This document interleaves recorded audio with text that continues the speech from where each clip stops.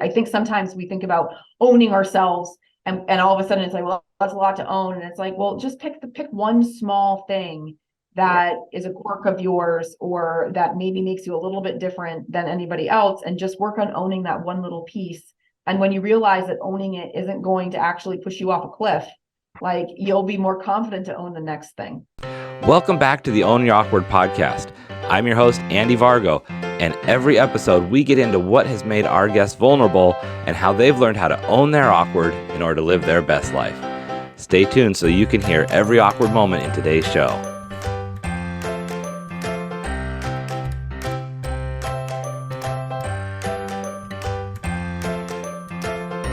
Hey everybody, welcome back to another episode of Own Your Awkward. I am super excited to have an amazing author, ghostwriter, and author coach with us today, Alyssa Berthiaume. Alyssa, Allie, how are you? Thanks for joining us. I'm great. How are you, Andy?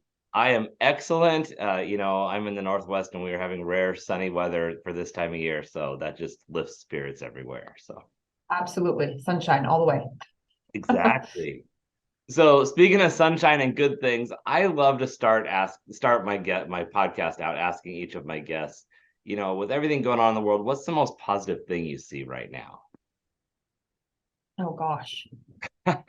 No pressure. Positive thing I see right now. Um, ooh. Well, you know what? This is so small and it just happened yesterday, but um we have this really lovely dog park Uh-huh. in our apartment community. And my son, he's 7, and he loves to meet any and all dogs that walk among us in this community. And every single time we go and we introduce ourselves to the dog owners in this particular pet dog park, they are so welcoming and kind about him coming in and playing with their dogs, petting their dogs, throwing sometimes their toys over the fence into the room on the other side. And it's just really lovely. I feel like being a neighbor or having neighbors is like this lost art form or something. Yeah. So for him as a 7-year-old to, talk with adults and ask permission to go and play and to be met with such kindness and acceptance. And then to just chit chat with these people that I don't know from just the fact that they live there. Mm-hmm. Is really nice and gives me a little bit of courage that if there was like a zombie apocalypse, we might have a chance. Yeah. I think that's a beautiful thought, because other than the zombie apocalypse, but the idea that there is this community and neighborliness that you're right, that is kind of a lost art form. We've all gotten so, held up in our own bunkers of life and surrounded by technology and entertained within our own spheres that we've walled ourselves off too much from community. Yeah. Well, and we had to, right, for the last Right. couple of Yeah, years, that's true. the pandemic. And so I think it was already kind of lost due to kind of like tech focused, our lives being more virtual in general. Hmm. And then it was like, then for safety reasons, really having to wall ourselves off and Right. not really reach out to your neighbors, even if you wanted to. So it's nice to be outside again. It's nice that things are opening back up. It's not like COVID is over or gone, but to be able to kind of reinstate those face-to-face conversations and connections, I think is so important. Hmm. One thing that I love that you pointed out there too is that you're only together because of the chance that you all live in the same neighborhood and in the same community. And that's can become such a random slice of life of, people with different jobs, different backgrounds, different, any type of way to diversify it that you can think of, way of thinking, ethnicity, a lot of times just depends on where you're at. And really the only thing in common is where you all landed in that time in life. Yes, exactly. Exactly. I often wonder, you have that feeling of like, I'll see an ambulance get called at a restaurant or someone, and I've been stuck in an elevator a couple times. So I get things get stuck in my head of what, what random people are you at the mercy of that you could happen to be around at any given time? Yes. Yeah, absolutely. Absolutely. So, without further ado, we are here to find out about your awkward. And I am just curious, Allie, what's that awkward thing that you have had to own? There are a lot of awkward things. Let's see. One that comes to mind is that probably my very first kiss was with a tree. Okay. I will own that. Hmm. We could go there if you'd like. I have to own that I am so interested in people that I tend to gawk. I'm a gawker, as my husband says. Um, Okay. and I don't do it because I'm judging. I'm just so fascinated with like people's stories and wondering about them that I end up, maybe my eyes are on them a little bit longer than they should be. Okay. I gotta own that too. Those are a couple of things. I also like to sniff new books. That's one of my favorite smells in the world. You're a book sniffer. I'm a book Okay. sniffer. So there's a Absolutely. few things there. I'm curious about. So first of all, I have to admit, I read about the tree kissing. So for people who are listening and watching, Allie has an awesome book. It's called Dear Universe, I Get It Now, and it's almost like reading your diary, like reading the snapshot in time, only reflected back now on the situations, on where you're at in life. If I'm doing justice to explaining that. But there are so many funny anecdotal stories in there with lessons tied to them. And I just love from the very first page where you talk about, all of the names have been hidden, but sorry, mom and dad, there was no way around keeping, keeping you safe from your identity. It just has really good wit in the whole book. So, but I'm curious about this gawking thing. Have you been caught where you're gawking at somebody? Well, I've been caught by my husband. I've been caught by like my family, and I get it from my dad. In all honesty, he's also a gawker. It's like a genetic thing, I think. Okay. Like there's some sort of little gene, like the gawker gene. Um, and like my husband will totally call me out on it and be like, "Hey, are you gonna like stop staring at them anytime soon?" Mhm. And I don't even really realize that I'm doing it. Like I'm more aware of it now than before because of the fact that he's pointed it out so many times. By the people that I'm looking at, no, not necessarily. Okay. But and maybe that's a good thing. I don't know. Like I'm also one of those people who is not afraid of eye contact. And so like I could be at the grocery store and I'll make eye contact with somebody and I will say hello. And then I just have this like way where like I haven't said anything other than hello. And Uh-huh. then that person has to tell me all about their day Mm. or like what just happened before they came into the store. So maybe I'm kind of asking for it, you know, in a Yeah, way, but I don't you're know. putting Like the I just vibe out there that put the vibe out there. Like, please, tell me all your please things. bring it on. Maybe that comes from the energy of your first kiss being a tree. Maybe I'm like, ooh, people are better. Right.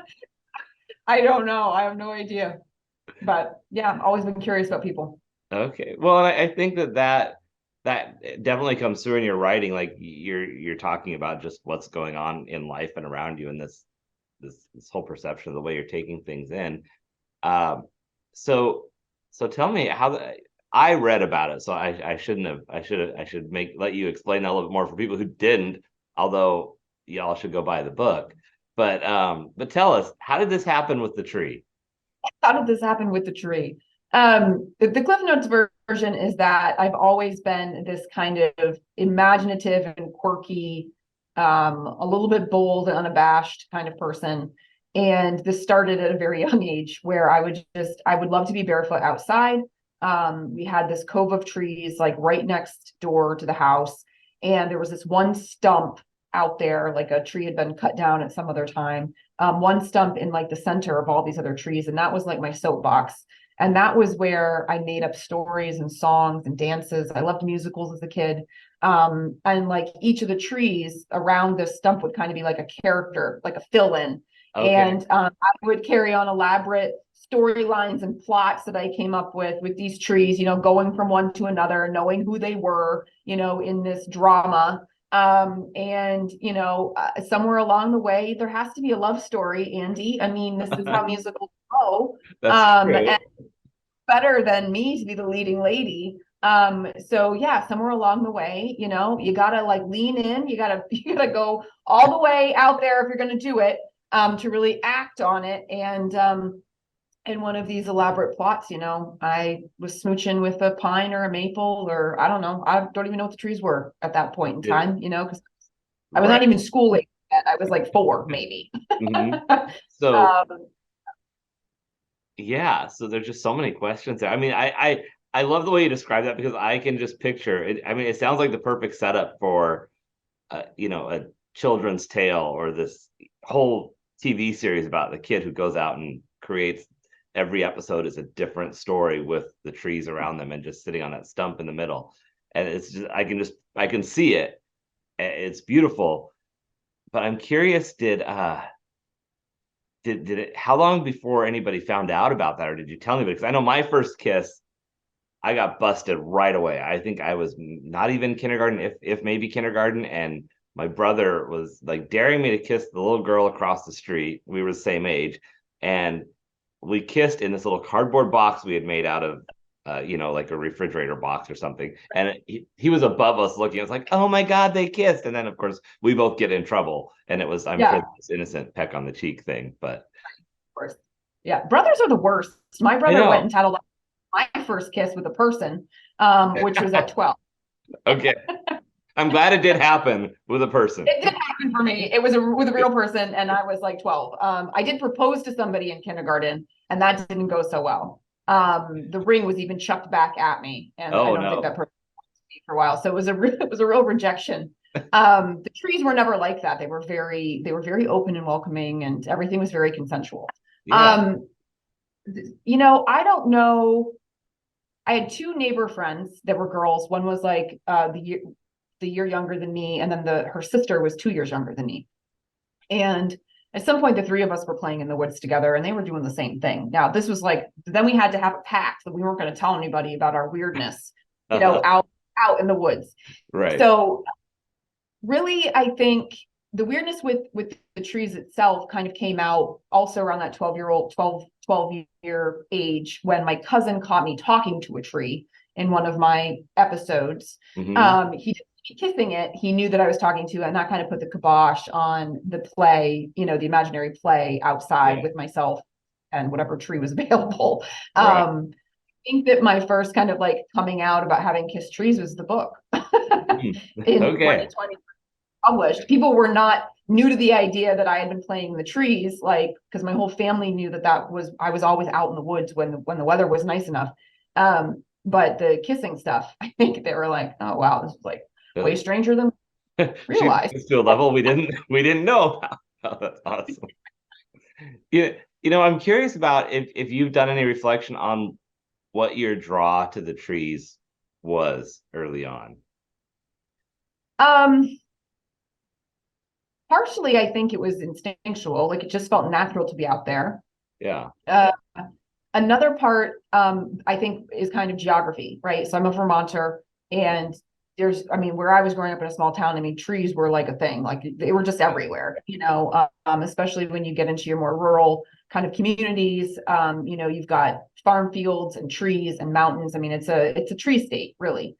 So I think partially that as well, but then a lot of my earliest influences when it came to like my favorite books or movies were these characters that were definitely outdoorsy kind of young women. Laura Ingalls, Little House on the Prairie, right? Like, Anne of Green Gables, she could imagine her way out of anything. And definitely, right, was like, walking through the woods, scaring herself into a hole, matching these trees, turning into these big monsters. I loved Dr. Quinn Medicine Woman. Like, I think so. It was like kind of frontiering women were some of my earliest kind of influences. And it was like, well, they're outdoors. Like, me too. Why stay inside watching it on TV when all of these trees are right here? All these trees are available for me to just like do my own thing and pretend to be Anne or Laura or Dr. Quinn. Right. You mentioned something and you wrote about it in your book and you mentioned it here a little bit. And I just want to make sure that it doesn't get brushed over. But your cousin called you out for talking to the trees and then you stopped. You just became self-conscious about it. And I had similar experience. I think a lot of people have, where there's a point in life where we feel like the thing that we have safety in or feel good about is not socially acceptable, not cool, not normal. So we stop. Do you remember how that felt in that moment? Oh my gosh, it was mortifying. Mm. I'm not even sure if shame was on my radar because I was just so embarrassed, but I suppose embarrassed is just a shade of shame, really. My child self would probably have said embarrassed, right? Because I don't think shame would have been a part of my vocabulary. My adult self would say, oh yeah, there must have been a lot of shame there. Mm-hmm. But like, I mean, just I remember like my face getting really hot, like wanting to kind of slink away, wanting to withdraw, not wanting to be seen. And all of a sudden it was like this, I would say it was like a clash of worlds, where there was some part of me before that kind of thought that maybe at 12, maybe I was getting to be a little bit too old to be playing outside in this way, or I was still really attached to my American Girl doll. Where a lot of my peers had already kind of tucked theirs away. Right. And I was still kind of like living in that world. And it was like he was kind of like the pinprick in the balloon, like here's outside world, and you've been kind of sort of living in this safe space of your own imagination. And he just came and, I mean, and then that was it. And it was like, who's he going to tell? That was the other thing. Who's he going to go and tell? How much more now shame or embarrassment will there be? Like this used to be this thing that was like mine and a secret, but not, I don't think at that time, a secret in a bad way. But then the idea of him telling other people then made it feel like a shameful secret. Mm-hmm. Like, man, my cousin's wacky. She's 12 and she's out here talking to trees. Yeah. Yeah. So I think, and what's interesting too, is that then my time spent outside in nature reduced substantially. Like I couldn't even be out there, Right. let alone be caught talking to them, and so you could be accused of being too close to the tree. Like tree hugging in a really bad way. And so it took a long time to kind of get back to the woods or get back to the place where I felt the safest and the most myself. Yeah. And so that's really unfortunate, right? Because when we have that break with ourselves, that can last a really long time. It can send us down so many wrong paths for us that are so because of the fear or the pressure of the outside world or, people or whatever it is. Right. Because here's this thing that's totally innocent and at the heart of who you were that you're told is not okay. And then I imagine you had to have gone through, it's like going through a horrific breakup, or like you had to have missed that time with the trees. Not to uproot trauma from that time period, but definitely missed time out there, and it felt kind of like a longing, looking out of the sliding glass door and remembering the days where me and my friends used to just spend hours out in the woods, on our ranch is what we called it. We called it the ranch. And it definitely felt like this lost something that was never going to get reclaimed. Wow. So then you mentioned that it took a long time to get back to it. How did you get back to that being okay? I imagine it wasn't when you were 13.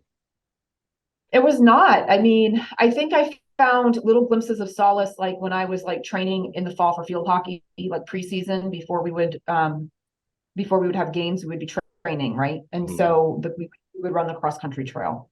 Being in the cross country trail completely covered, by trees and just dirt path, felt comfortable and safe. But it was just like that one season, I think life just kind of like moved along, and I was really away from that, knowing that was a place to go if I needed quiet time or if I needed to ground myself, or, I didn't have the connections. I hadn't made the connections between what more the trees were beyond just like imaginative play. to my spirit and to my self-care and to those types of things. And it wasn't probably until grad school, in all honesty, I was probably mid-20s when I picked up running, because I was processing this trauma that I had experienced in undergrad and was finally dealing with it, facing it head on in graduate school. And I had so much anger that I was like, I had to like exercise it, like not exercise it like running, but exercise it, like get it out of me. And I did that through the form of running, which is exercise. And so there's this beautiful metro park just up the street from my apartment. And this trail went in the woods, it followed along a stream, it went over this little bridge, it went around this pond. There were herons, there were birds, there was deer, there were rabbits. I mean, and when I was there, I felt safe again. And I'm like, oh my gosh, man, have I been missing the woods for these last like 15 years? And at that point I was like, all right, I know I got to be with trees. Like when I eventually get a house, we got to have some trees, or wherever I live, I got to have access to some parks or some trails or whatever it is. Like there has got to be some trees. Because just refinding that grounding and that peace and comfort and safety was so huge. And I was like, man, I wish I had never let somebody else take this away from me. Right. And so now, do you purposely, I know you said you're in an apartment, but sounds like you're close to some nature. Do you create time to be in the trees, or is that something you purposely work in, or is it one of those things where it's like, oh, it's been too long and I finally got to go back into the trees every 3 weeks or once a month? So, where I live is a little bit more residential, so it is a little bit more difficult, but there are a couple of paths that are within, within distance of a quick drive or a quick walk. And so it's really a matter of either going out of my way to go get some time in the woods, knowing that I need it, knowing that I haven't been there in a while, and do it, or it's being really, really present when I'm walking the sidewalks in the residential community to notice the nature that's stuck in between the buildings, because they are like our birds are there, our trees are there, our nature is there if we take the time to notice it. And so, I will, if I'm on the sidewalk and more, communal living, I will look up to try to notice, okay, there's a tree over here and it's lovely in the sun. Or, if I'm doing gratitude while I'm walking, I will be grateful for the nature. And then I will try to kind of audit my surroundings, like what's around me right now, to pay attention to it, to focus on it. And that does help kind of bring it a little bit more in when I'm not like completely immersed in like a trail or the woods. Yeah, I think that's such a beautiful perspective, because I feel like sometimes we try to decide things need to be either or. We try to say, well, I'm either in nature or I'm in residential or here at home, and it can be a mix of both. You could live in the woods, your house could be surrounded by nature, and you could insert yourself there, or there could be nature inserted into the area where you live, and it doesn't have to be this, well, I get one thing or I get the other. Yeah. I mean, off my balcony, we have these beautiful, trees, and then we've got a river. We've got the Winooski River that we get from our balcony. And right now that feels good. It feels good that in the morning when I look out the window, I see a tree line and I see a little bit of water and there's tons of birds that are chirping in the morning. And while I'm in this huge apartment community, if you looked the opposite direction, you would just see buildings and you would know that 400 apartments or something. Right. You look this way and your perspective is totally different, right? Yeah. And it's nature and it's the natural world, and that is grounding and that is meditative in the morning, and that is good enough for right now. It's removed from the picture. Yeah, I love that. I haven't been as aware of how important it is to myself, but where I live, there's across the street, I live on a really busy street. Before we started recording, I had to make sure I closed all the windows because you'll hear the car traffic. But the way my window is framed, there's a big tree directly across the street and it fills the whole window. So if I'm sitting at the right height, all I see is the tree. And I love that different times of the year, I'll look up and it's like, oh, it's turned green again, or it's completely dead and it's the middle of winter, and it just reminds me of how this cycle of life. But watching that tree change right out my window is just, it is such a grounding thing, and it makes me feel like I'm not completely in this urban setting that I am in. I mean, I think the other thing too is that, like, nature has a way of, again, if you're present with it, of reminding us of how kind of small we are Mm-hmm. Yeah. in comparison to this much larger world that functions on this kind of like seasons and cycles on its own without, not that we can't impact it, we can. Mm-hmm. Um, thank you, pollution. But, like, we know that the leaves are going to drop and they're going to come back again. Yeah. Like, how crazy is that? And so when Right. we can actually sit with that and be present with that, it's kind of magnificent to Mm-hmm. consider how many of the things outside of ourselves just continue to be there and function and operate on their own time schedule. And they're not getting all huffy and puffy about like going too fast or too slow. They just are, they exist, and they know there's their own natural rhythm. And there's like a lot to be said for what we can learn from what's around us. I'm actually reading a book right now, Andy, that's called Be More Tree. Oh, I I, love that. I'm not, I'm not even kidding. And each page is like one paragraph of like what you can learn from a particular type of tree based on their like natural elements and natural way Uh-huh. of being. Oh, I love It's a that. cool little book. Yeah. Yeah. It sounds like the type of book you would write. I don't think I quite have gotten to the point in my forestry education to Okay, be able fair. Okay, to like fair. Yeah. figure out which tree is which or what they do or how they exist, but I am really fascinated by them. I have another book that's about how trees actually talk to one another, that I Okay. haven't dug into. But they have this really like under kind of the ground, their root system has this interesting way of communicating to one another. And so there's a lot, yeah, there's a lot about trees that I think are really kind of fascinating. Yeah, very much so. So have you returned to talking to the trees? I every now and then Hmm. will say out loud, like, hey, this is what's up. There's Oh, this one tree on this one path that just, it makes me think, it's not a willow, but it makes me think of the character Grandmother Willow in the Disney animated movie oh, Pocahontas, yeah. who has all wisdom and like, and there have definitely been times that I have spoken to that particular tree because for whatever reason that tree has spoken to me. And there's also been times where I've been in a really dark place where if nobody's around, I have sat there and I have wept, or I have wrapped my arms around it, Hmm. like, because even though it seems silly to put your arms around the thickness of a trunk that's not moving, Yeah. really feel like, okay, I'm here, I'm grounded, I'm not going anywhere. This, whatever this is, it sucks, but like it's going to be okay. And like this thing can hold my weight, it's not going to cower under my, you know, Yeah. my mess Yeah, of it whatever can it is. It's support me no matter what I'm going through, exactly. no matter how weak Yeah. I feel, this will hold me up. I love that. I have don't think I've ever hugged a tree. I know I've like, done the reach around where I'm trying to see if you can get your arms around a tree, but I haven't actually hugged it with that intent of actually Yeah. embracing the tree. I'm gonna try that. There's a city park right over here, and I don't care who's Yeah. watching. I'm gonna be out there hugging a tree. Like, what is that dude doing?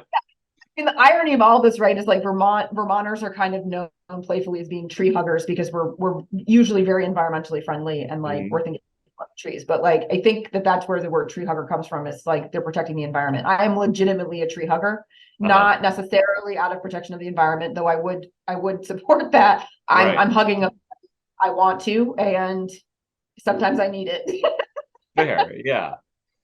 Well, and like you said with nature, it's just this reminder that there are things that are bigger than ourselves, and that endure things. You look at a tree that stands outside no matter how extreme the weather gets, and it continues to grow. It doesn't just survive, but it continues to grow and produce, fruit and leaves and maple syrup and whatever it's giving us, it's there. Yeah. Yeah. Well, isn't that kind of a good like parable for life. You know, it's not usually the good times in life that help us grow, right? Right. Like good times in life is when we start to like eat too many potato chips and you know, settle because like everything's hunky-dory and Hmm. we're just like going about whatever we're going to go about. Yeah. But like when when stuff gets tough and hard that we're pushing ourselves further than we've gone before, stepping outside our comfort zone, or needing the resilience or perseverance, you know, to keep going. Hmm. Um, you know, a lot of those things don't come to mind when everything is just going well. And that's not to say that I want a bunch of stuff to go awry or go wrong. But like, unless you're actively trying to push yourself beyond your comfort zone, it's very easy for all of us to just get into kind of like a default automatic going through the motions kind of state, and you know, not really be understanding that we might not have taken the next step in our own evolution. Right. So we talked about the gawking and we talked about the tree hugging and all of the different little quirky fun things. I'm curious, how does this play into what you're doing now with the writing and the ghost writing and and coaching other writers? Has this given you a different perspective? Has it made you look at things in a way where you can kind of challenge other people to go out and hug a tree before they write a story? Or how do you play that into what you're doing now? So I think that like when it comes to like my flavors of awkward, for which there are several, Mm. it really boils down to being really confident in who you are, and if you're not, figuring out how to be, or stretching yourself in new directions so that you learn new things about yourself so that you understand yourself more, and that also can lead to confidence.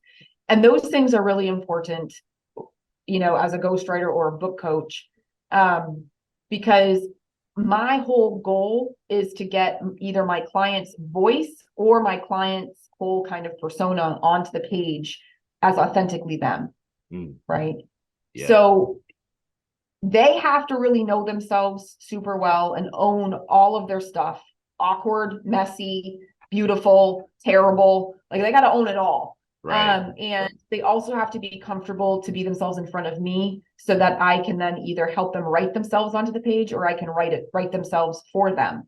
Hmm. Um, like, because if any of us were to write a book that was based on our own experiences or thoughts and ideas or whatever, and we came across as we were all knowing and we were all good and we were all pure and we were all perfect, nobody would want to read it, Right. because nobody would believe it, for one. Hmm. But two, people would be like, oh my God, I didn't pick up this book so it could be like the Allie or Andy show. Like, I picked up this book because I wanted to get something out of it. Right. Right.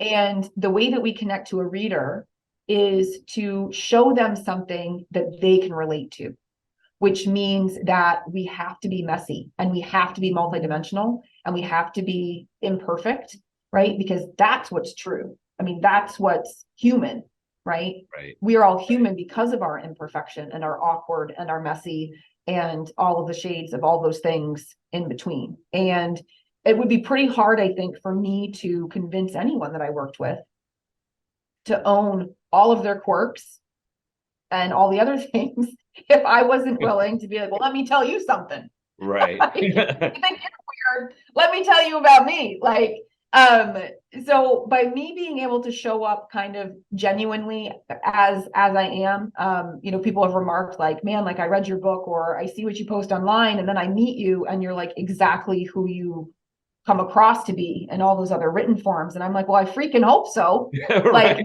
that That's the plan. I I would hate for it to be any other way. I mean, Right. It's I not would feel supposed to like be that was fiction. really out of integrity. And I feel like I'm not trying to pull one over on anyone. You know, Mm. I'm not a charlatan. I'm here to be me. And I hope you're here to be you. And so if you want to do that, like, let's talk about what that looks like. But, you know, by me kind of just keeping it real and being like, I got to admit that I used to hug trees, or I'm a gawker, or I drop way too many F bombs, or, you know, I sniff books when I get them home. Uh-huh. Um, like that makes me more real. And it also takes a lot of judgment off of the table for people, because they're like, oh man, she's just like owning all of these things that she knows about herself. So now I feel safer to own the things about myself, right? And while I gave really small individual examples, this also translates to, somebody opens up a little bit and says, well, there's this like trauma in my past, right? And maybe they don't go any further than that, right? And I'll say, well, I've experienced trauma too, and I'll say what kind of trauma that might have been. And now they're like, okay, like I can say these things to her because she's been through some really difficult times, or she's been in therapy, or she's written about these things, and she's withstood being that vulnerable, I can. So I think absolutely owning who you are completely and directly correlates with the work that I do.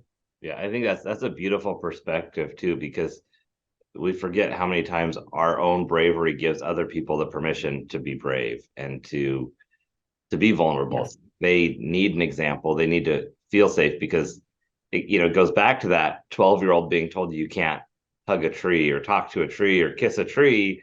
And yet, if there was a community that was like, Allie, we're all talking to trees over here, don't listen to him. It's like, oh, it's just one person who's trying to shame me. It's okay. But Right. we need that. And I think that's beautiful. And it's neat to hear the perspective from someone who's a ghostwriter, because I don't think a lot of people understand how much as a ghostwriter, you have to get to know your client, and really, it's not just, oh, write me a story, this is what I want it to be about. It's no, you have to you basically become their best friend, I would think, in order to do that. I can't tell you how many times I've had clients in the ghostwriting capacity or coaching capacity say to me, I think I just told you something that I haven't even said out loud to my spouse. Wow.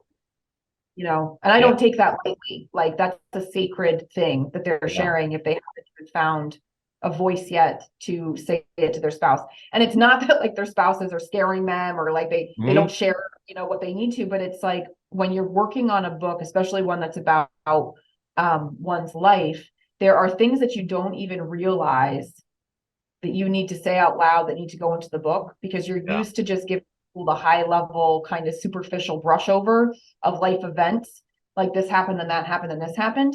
But like if I am writing it, or I'm encouraging somebody else through coaching to write a certain, let's say, a scene, I'll have to say, well, what did you think in that moment when that person said X, Y, or Z to you? And they're like, oh my gosh, well, what I was thinking was I'd like to hit them with a bus. Right. I never said that out loud to anyone, that I had that homicidal thought. It feels wrong to admit, but it was there. But that authenticates the experience that they had, and all the readers are going to be like, oh yeah, I remember having moments like that where somebody said something to my internal dialogue. That would be what I'd be thinking, right? Yeah. And then they grapple with that, like, oh my gosh, so this is actually what happened. I'd forgotten about that detail. I don't think I've even shared that detail with anybody else. And a lot of the time it's because nobody thought to ask the question. Yeah. Because why would anybody have thought to ask that kind of detailed question out of the context of trying to get it all down for somebody else to read it and feel like they're there? So there's this intimacy that has to be developed in these relationships, working with people around their personal stories, because, to some extent you bear it all in order to understand, what do we need to write down? What's going to serve the story? What do we not need? But I can't help you decide if we need it or if we don't need it if you don't tell me everything that you could possibly think of. Right. Yeah. I always feel like when I'm writing, it's like it's like I'm ripping out like my brain and just pouring it all out onto paper to figure out like what needs to go into whatever I'm writing, whether it's a book or an excerpt. And it is shocking. It's like things like, I didn't expect to share that, but it's an important part. In order for people to connect or to know where we're going, they have to know what I'm thinking. So shocking. So Allie, what is the best way for people to support you? I know you've got the book out there and you have more stuff in the works. Really looking forward to your next book coming out. What's the best way for people to get online to help you, to support you? Where should they go? What should they do? Yeah, so people should come on over to therightplacerighttime.com. That's WRITE in the first place, and then RIGHT in the second. So therightplacerighttime.com. Jump on the email list is great. I've also got the 5-step writing guide to finishing a memoir that will light up your world in hours. So that's available to people right off the homepage. Just go to guide and you'll find it. And go grab Dear Universe, I Get It Now. Oh my gosh, I would love that. I would love for everybody to be reading that book. And if you're following me in any of those places, and you're picking up Dear Universe, you'll know exactly where to be in touch, to email, to connect. And then of course they'll find out about the next book coming out, through all that communication.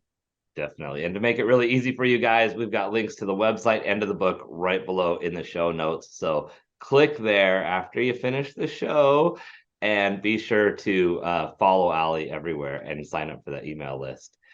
Before we go, Allie, one last thing. What advice would you leave people with on how they can own their awkward, hug a tree, do their thing, and live their best life?